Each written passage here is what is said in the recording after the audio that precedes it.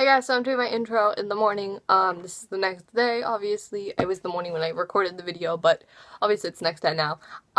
So thank you for supporting me, and please watch to the end of this video, because I tell a lot of things about my life that, a lot of people don't know, and I want to kind of tell you guys a little more about me, so when you're watching my stupid YouTube videos that no one likes, you know me as a person. So, yeah. Alright, I love you guys so much. Thank you for watching it, and this is Queen Cassie. Hey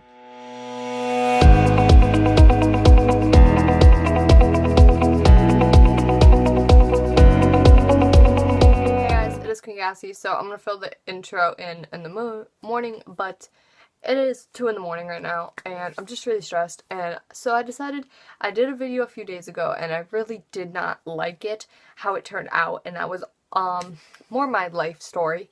And I wanted to do more an all about me video. So where I came from, how I got here, why I'm trying to pursue YouTube so much. And so we're going to edit this as somewhat, but I want it to be as real as possible. Excuse the sports bra, it's my bedtime clothes, so sorry. Alright, so a lot of you know I'm Cassandra Ann Dev. I am born and raised in Connecticut. I am a redneck though. I'm a country girl. Grew up, a lot of my family's from down south, so I grew up very southern. I grew up with my mom and my dad always teaching me the country way, you know, hunting, fishing, doing all that fun stuff. So there's never been a day where I was born, you know, into rap music and all that stuff. Even though I listened to it, I was not like born into it. My family is somewhat southern, I would say. My mom is a little bit way more than my dad, I think. But yeah. So I was born on June 10th, 2002. I am 15 years old currently, and I'm kind of just making YouTube videos kind of to look back on myself more and to see what little me was thinking when I decided to make these videos. And I will admit, I'm getting way better than I was in, let's see, 5th or 6th grade making LPS videos, you know, representing the LPS gang. But I think I've grown up a lot, and so I'm kind of putting this out there just for more for myself than for anyone else's benefit. So I was born in Connecticut. I have always been raised in Connecticut. My school life, let's start with that. So through school, I've always not had many friends. Kindergarten, kind of a crazy little child. I had one friend that whole year that I looked up to more than anything, and apparently in 1st grade, because I talk too much and I am crazy, no one wanted to be my friend, which is totally fine. I don't have a problem with that whatsoever, and I smile through it and I get over it, because honestly, back then it used to hurt me, but now I look back and I'm like, funny, who has friends now? Just kidding. But, I look back on it and I'm like, okay, whatever, like, haters gonna hate. Let's see, 1st grade, not a popular. 2nd grade, one of my friends, I did start to get friends in 2nd grade. One of them moved away, in 4th grade, but I had 2 friends, and one lives down the street from me, and one lived a few, like, streets away. So we hung out all the time, but we never hung out as like a group, because if we hung out in a group, we would try to kill each other. And then they ended up not really being close with me, but 3rd and 4th grade things got a little easier, and I had friends, and I had met one girl that people told me was bad news, and we started hanging out. Little did I know later on that things would go wrong with that friendship, and I don't really talk to her anymore, even though she's still on my Snapchat. Like, I don't have any problems with you, you do you, but, like, we don't connect anymore. Like, we're not really close, like we used to be. But, 5th grade, things did go downhill a little more. I didn't have as many friends, and I was kind of a loner. 6th grade, I think, was my worst year. I know only a handful of you know what happened with my dad, and, I don't know if I'm going to talk about that. I kind of am, like, pondering it in my mind right now, like, should I say it, should I not?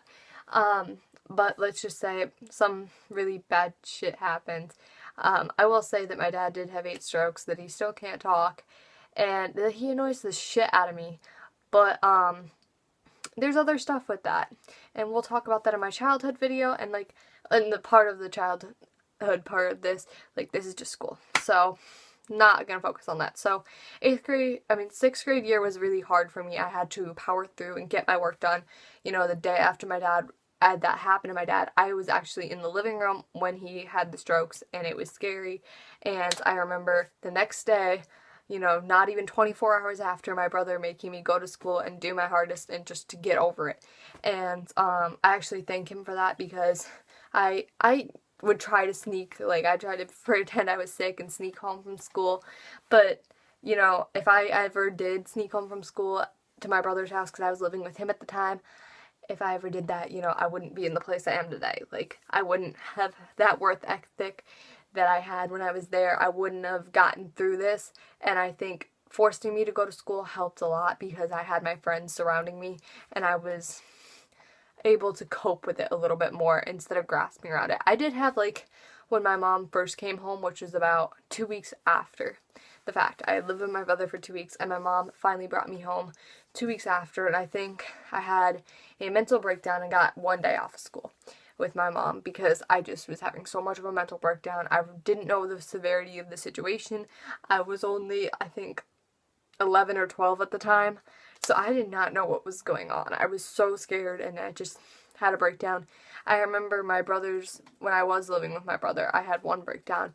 My brothers were working on the house, and they were throwing out, like, a lot of old stuff, like, that we didn't need, obviously, but, you know, it brought back a lot of old memories, and, like, my toys and stuff like that. I obviously said they could, and I was like, I don't need it. But, like, they were just cleaning up the house for my mom to come home, and obviously we need room for my dad and everything, so we were trying to rearrange the house. And just the thought of them rearranging the house and refinishing rooms and trying to make everything work for my dad just broke my heart for some reason, because I was losing all the memories and the normal childhood I had, and it just was like, my world's gone. Like, what I knew will never be what I knew again. And I think that's when I had my first mental breakdown. I was in my bedroom, I remember, in the very room, and there was a Christmas tree in this corner, and I remember my desk wasn't here. I had nothing over here but my chair that I'm sitting on and a Christmas tree in this corner, and me and my nephew were up here. And I looked at it, and I realized Christmas was a few days away, and I didn't have my family surrounding me. I had my brothers, but I didn't have my parents. And that's when it all hit me. It's like, I could lose my dad. I could lose everything I've ever known. And though me and my dad didn't get along before, he was still my dad. And I have those memories of childhood, so it hit me. And it was very hard to look at that Christmas tree and know, like, my past. And know that that was never going to be my reality anymore. So, that's my first mental breakdown. But we'll talk about that more in, like, the childhood part. So I got through 6th grade. I was a tough kid. I got through it, whatever. I had a few bumpy relationships, you know, teenage stuff, but I got through it, and whatever.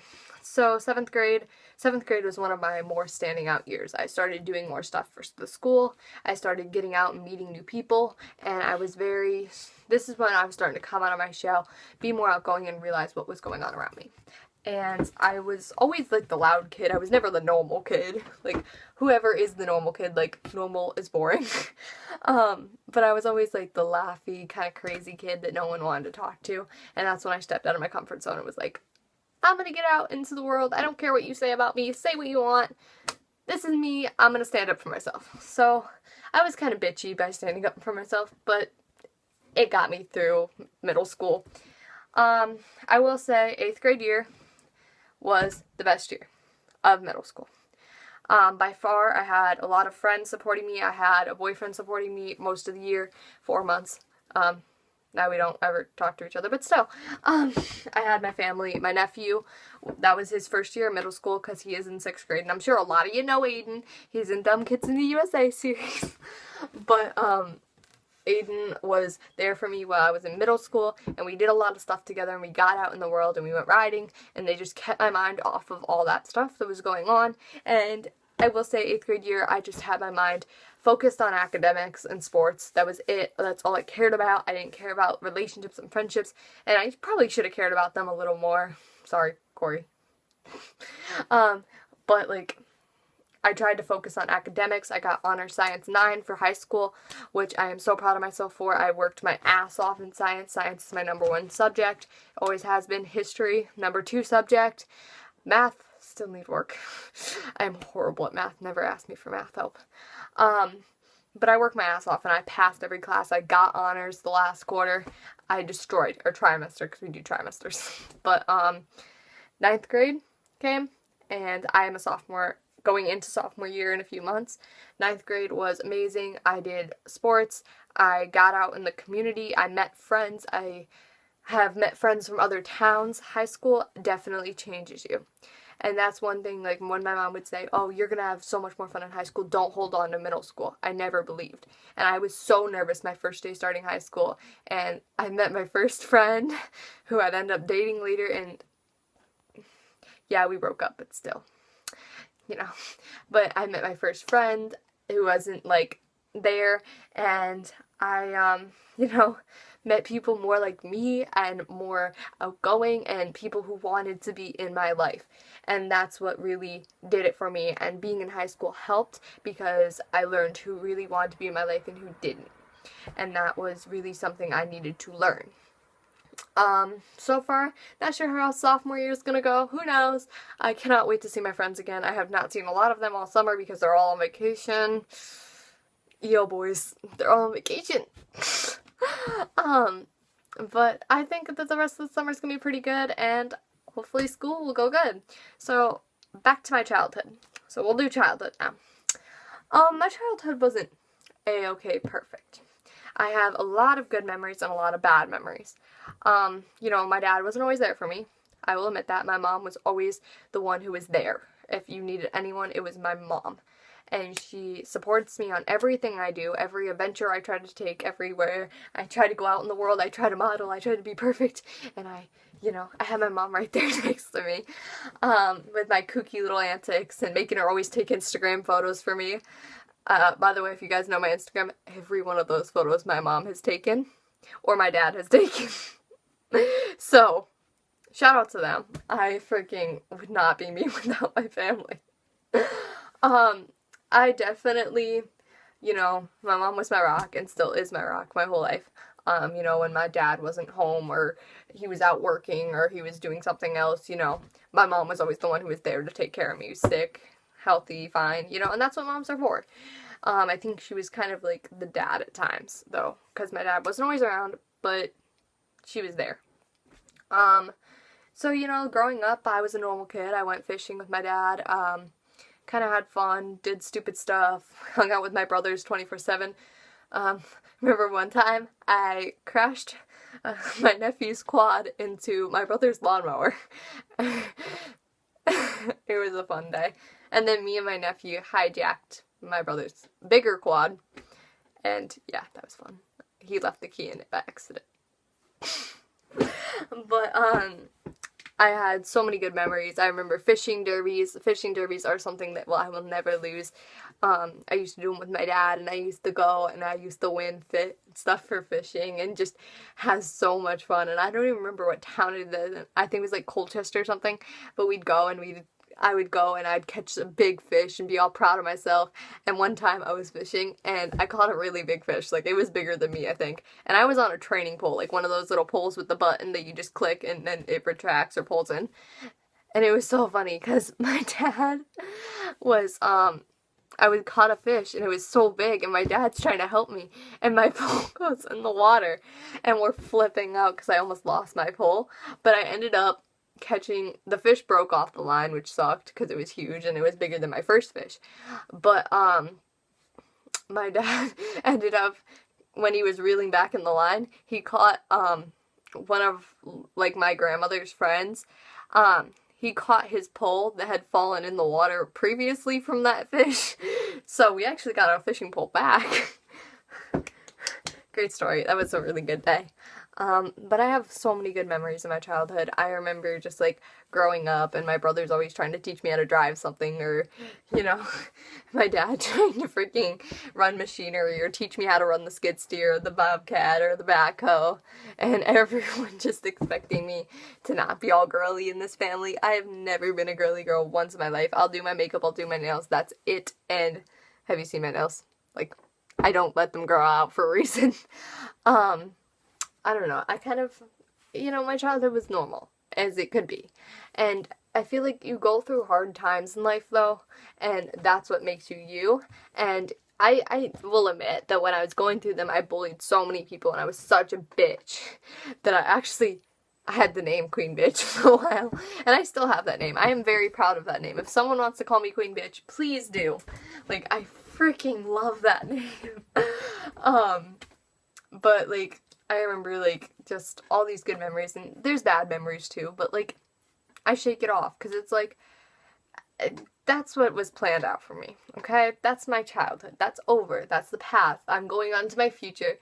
I'm trying to create a career for myself, and whether it's social media, or modeling, or dance, or something else crazy, we're going to college, you know? I always have my college backup plan. That's always going to be there. But, I'm such an outgoing person, and I hate school. I hate school. But I love to be outgoing and just crazy, and helping people is my number one goal in this world. And I've always had that goal, and I've always done that. I've always achieved that. I've always been that girl who is bullied so much, but when you need her, she's there. And I've always been that person, and I won nicest in, like, 5th grade. They voted me the nicest in the grade. I was out of 40 people, though. Still the nicest. But I was, like, always crazy, always fun, but I'm always there to support you, and no matter what, I'm gonna follow my dreams, and I'm gonna try to make the best of whatever my life is. I don't know where I'm going, and I'm 15. I don't have to decide right away, and I know that academics are everything, and, you know, but I still want to go out and have fun, and be with my friends, and be with my family, and be with people I know I can be with. And, you know, I'm not going to edit this video, because I want it to be as raw as possible. I want you to see the real me, and that's what I want to put on the internet. From now on, I'm going to vlog. I'm not going to video something stupid. I might do challenges once in a while, but I'm going to vlog. I'm going to let you see, inside my life, what it is like to be me. And, you know, I'm going to try and help people. And that's my number one goal. It's always been my goal for my life. I've always been that girl who stands up, says, hell yeah, I'll help you. And a lot of my friends see me as a mini counselor, because I sit there and I just give you advice. I listen to you and I give you advice all the time. And my friends will always say that on Snapchat. They're like, oh my gosh, like, you help me so much. And it's like, yeah, hi, how you doing? But I know that my friends are always there for me when I need them. I have only 2 friends that I'll actually go to when I need to rant or vent or have help. I have my 2 helpful friends, and I have my 2 rant friends, because they're too crazy to help. But, you know, life's life, and, you know, this story is something I haven't shared with anyone. It's something that I have shared with, like, my friends, my really, really, really close friends, and it's something that, you know, it's 2 o'clock in the morning, and I just want to put it out there.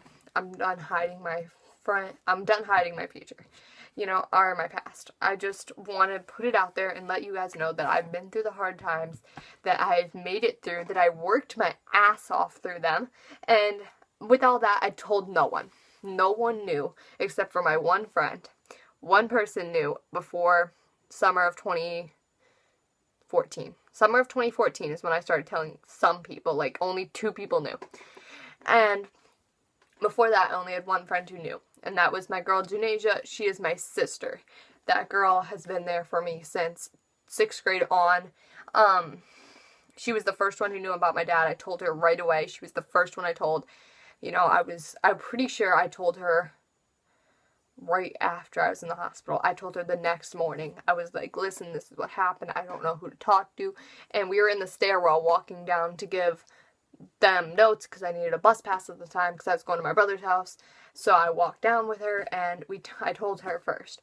And out of all the people, I'm really glad I did, because she's the one beside me now, and I would not be anything without my friends.